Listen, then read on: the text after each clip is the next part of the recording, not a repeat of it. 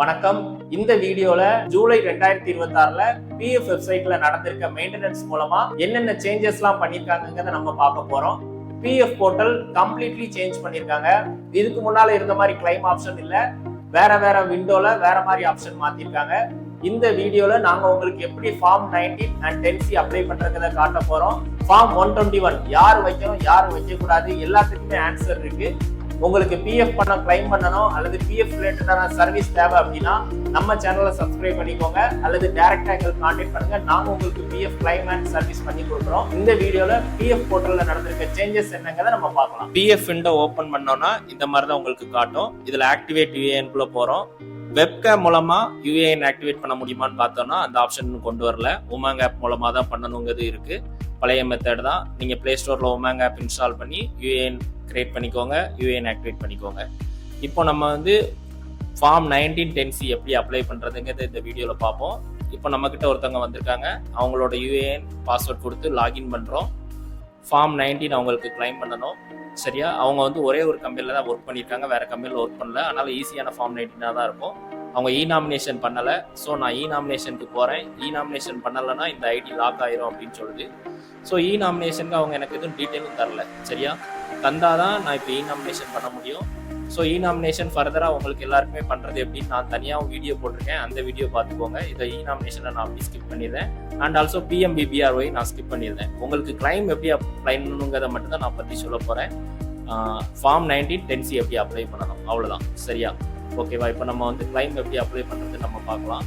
இப்போ நீங்கள் வந்து இதுக்கு முன்னால் நம்ம வியூவில் போயிட்டு சர்வீஸ் ஹிஸ்ட்ரி பார்ப்போம். இப்போ அந்த சர்வீஸ் ஹிஸ்ட்ரிங் ஆப்ஷன் வியூவில் கிடையாது. நீங்கள் ஆன்லைன் சர்வீசஸில் தான் மெம்பர் சர்வீஸ் ஹிஸ்ட்ரியை பார்க்க முடியும். இது ஃபர்ஸ்ட் மேஜர் சேஞ்சஸ்.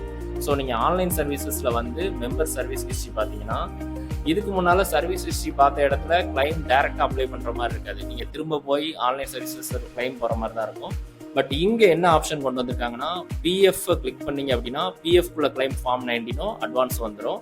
பென்ஷன் பக்கத்தில் இருக்கிறத நீங்கள் கிளிக் பண்ணீங்கன்னா பென்ஷன் கிளைம் 10C வந்துடும். இந்த மாதிரி ஒரு சூப்பர் அப்டேட் கொண்டு வந்திருக்காங்க. இதை வச்சு நீங்கள் ஈஸியாக பிஎஃப் கிளைமை தனியாகவும் பென்ஷன் கிளைமும் தனியாகவும் போட்டுக்கலாம். அதுலேயும் குறிப்பாக 10C 10D செப்பரேட்டாக பிரிச்சுட்டாங்க. இதுக்கு முன்னே நீங்கள் நிறைய பேர் ஸ்கீம் சர்டிஃபிகேட்லாம் எடுத்து ரொம்ப கஷ்டப்பட்டீங்க பென்ஷன் கிளைம்குள்ளே போய் தப்பா. ஆனால் அந்த மாதிரிலாம் இல்லாமல் உங்களுக்கு பெர்ஃபெக்டாக உங்களுடைய சர்வீஸ் பிலோ 10 இயர்ஸ் இருக்குன்னா நீங்கள் பென்ஷன் மட்டும் எடுத்துக்கிற மாதிரி கொண்டு வந்துட்டாங்க. இப்போ நம்ம அந்த கிளைண்டோட அக்கௌண்ட் நம்பர் அடிச்சு உள்ளே போயிட்டோம்.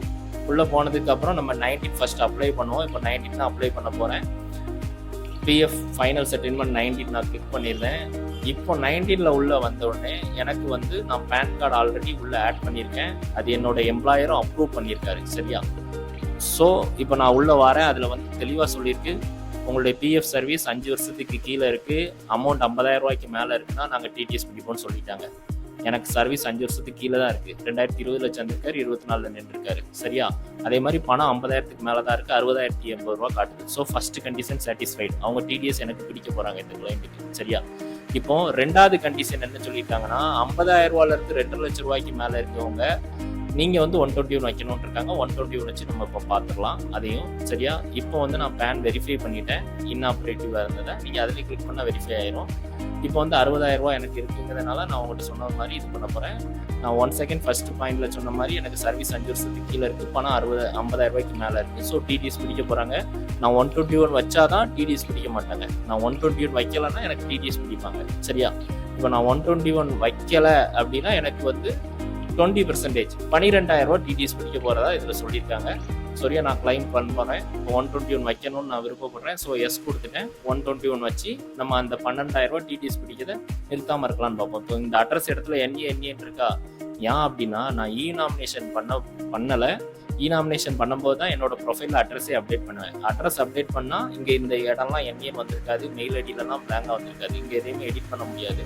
ஸோ அட்ரஸ் கரெக்டாக அப்டேட் பண்ணிட்டீங்கன்னா இங்கே எல்லாமே ஆட்டோ டிராஃப்ட் ஆயிரும். அப்புறம் எனக்கு 121 இதுக்குன்னு யார்ட்டையும் கொடுத்துருக்கீங்களான்னு கேட்க நான் நோ கொடுத்துட்டேன். என்னோட எஸ்டிமேட்டட் இன்கம் நான் மாதம் 10,000 சம்பாதிக்கேன் அல்லது 8,000 சம்பாதிக்கேன்னா இன்ட்டு 12 96,000 ரூபா 1 லட்சம் அந்த மாதிரி உங்கள் சேலரியை இன்ட்டு 12 பண்ணிக்கோங்க பெர் மந்த் சேலரியை. சரியா? ஓகேவா? இந்த மாதிரி நீங்கள் 121 கொடுத்துக்கோங்க. நல்லா கவனிச்சுக்கோங்க. 50,000 to 2.5 லட்ச ரூபா உங்களுக்கு பிஎஃப் பணம் கிளைம் பண்ண போறீங்கன்னா இது கொடுக்கணும். ஐடி ஃபைல் பண்ணிக்கோங்க. கட்டாயம் ஐடி அக்னாலஜ்மெண்ட் நம்பர் எல்லாமே கொடுக்கணும். கொடுத்துட்டு அடுத்து எம்ப்ளாயி அட்ரஸில் டீட்டெயில்ஸ்லாம் ஃபில் பண்ணணும். சரியா? ஃபில் பண்ணிவிட்டு இப்போ நம்ம வந்து எனக்கு மேலே பார்த்தீங்க அப்படின்னா என்னோட பேன் கார்டு 1 செகண்ட் நான் அப்படி மேலே ஸ்க்ரோல் பண்ணிக்கிறேன். ஓகே, எல்லாமே அட்ரஸ்லாம் அடிச்சிட்டேன். ஓகேவா, சரி ரைட்டு. இப்போ கொடுத்துட்டேன். சேவ் அண்ட் டிசைன் கொடுத்துருவோம். டிசைன் கொடுத்துட்டோம் அப்படின்னா எனக்கு என்ன சொல்லுது, இது வந்து ப்ராசஸ் பண்ண முடியாதுன்னு வருது. ஏன்னா எனக்கு இங்கே மேண்டட்ரியாக இருக்குது acknowledgement. So income tax file பண்ணால் தான் 121 ஃபைல் பண்ண முடியுங்க மாதிரி மேண்டட்ரியாக அவங்க செட் பண்ணியிருக்காங்க. ஸோ நான் இப்போ இவருக்கு இன்கம் டேக்ஸ் இதுக்காக 2 வருஷம் பண்ணுங்கன்னு சொன்னால் அது வந்து அவருக்கு வேஸ்ட்டு. அப்படி பண்ணுறதுனால அவருக்கு மகளிர் உரிமை தொகையும் கட்டாயிரும், அது மட்டும் இல்லாமல் அவருக்குள்ள கவர்மெண்ட் பெனிஃபிட் எல்லாமே கட்டாயிரும். ஸோ அதனால் நான் வந்து இன்கம் டேக்ஸ் அவருக்கு ஃபைல் பண்ணி 121 ஃபில் பண்ண போகிறது இல்லை. சரியா, அதுக்கு பதிலாக 121 ஃபில் பண்ணாமல் போட போகிறேன். ஏன்னா எனக்கு நான் பேன் அப்ரூவ் ஆகிருக்கு. சரியா, 20% டிடிஎஸ் எனக்கு பிடிச்சா அது என்னோட பேனில் கெட்டுதாங்களா தான் நம்ம வெரிஃபை பண்ணுவோம். இந்த கேஸ் முடிஞ்சாதான் சரி. ஸோ நான் வந்து எனக்கு 60,000 இருக்குது, 12,000 டிடிஎஸ் பிடிக்க போகிறாங்க. ஸோ ஓகே, பரவாயில்ல, பிடிக்கட்டுங்க மெத்தடில் தான் நான் இந்த கிளைண்ட்டுக்கு பண்ண போகிறேன். அதை நான் அவங்கள்ட்ட இன்ஃபார்ம் பண்ணிட்டேன். இது பண்ணுறதுனால மகளிர் உரிமை தொகை எதுவும் கட் ஆகக்கூடாதுன்னு சொன்னதுனால நம்ம வந்து இப்போ 121 போடாமல் என்னோட எஸ்டிமேட்டட் இன்கம் பிலோ டேக்ஸபிளில் இருக்குது. So I don't wish to form 121 ஆப்ஷனை நான் கிளிக் பண்ணி நம்ம இப்போ வந்து ஃபார்ம் 19 இவங்களுக்கு சப்மிட் பண்ண போகிறோம். சரியா, ஓடிபி கொடுக்க போகிறோம். ஓடிபி சொல்லிட்டாங்கன்னா இன்ஸ்டண்ட்டாக நமக்கு ஃபார்ம் 19 சப்மிட் ஆயிரும். ஆனால் 121 வைக்காமல் பண்ணியிருக்கோம். சரியா, டிடிஎஸ் 12,000 பிடிச்சாலும் பரவாயில்ல, 121 வைக்காமல் பண்ணியிருக்கோம். டிடிஎஸ் 12,000 பிடிக்காங்களா பிடிக்கலையாங்கிறது இந்த கிளைம் வந்து நமக்கு வித்தின் 3 டேஸ் அல்லது 5 டேஸில் ஏறிடும். ஏறினோடனே நீங்கள் எல்லோரும் எனக்கு கமெண்டில் கேட்டிங்கன்னா உங்கள் இன்ட்ரெஸ்ட்டோட பொறுத்து நான் டிடிஎஸ் பிடிச்சிருக்காங்களா பிடிக்கலையாங்கிறத நான் சொல்கிறேன். இல்லைனா நீங்கள் எங்களோட டீமுக்கு கால் பண்ணுங்கள், நாங்கள் கொடுத்துருக்க கான்டாக்ட் நம்பருக்கு டிடிஎஸ் பிடிச்சிருக்காங்களா பிடிக்கலையாங்கிறத நாங்கள் சொல்கிறோம். இப்போ ஃபார்ம் 19 அப்ளை பண்ணியாச்சு, 60,000 சம்திங் கிளைம் பண்ணியாச்சு. இப்போ 10C பிலோ சர்வீஸ் எனக்கு 10 இயர்ஸ் கீழே இருக்குல்ல, ஸோ நான் 10Cயும் போடணும்ல. அங்கே வரேன், நான் தெளிவாக இருக்குது, நான் பென்ஷன் கிளைம் போட போகிறதில்ல, நான் விட்ரால் தான் பண்ண போகிறேன். ஸோ 10Cக்கு நான் அப்ளை பண்ணுறதுக்கு என்னோட பேங்க் டீட்டெயில்ஸ் கொடுக்குறேன். பேங்க் டீட்டெயில்ஸ் கொடுத்துட்டு நான் வந்து 10C கிளைம் பண்ணுறதுக்கு நான் உள்ளே போகிறேன். என்னோட இங்கே எதுவுமே கிடையாது, ரொம்ப சிம்பிள். எந்த டீட்டெயிலுமே ஃபில் பண்ண வேண்டிய அவசியம் இல்லை.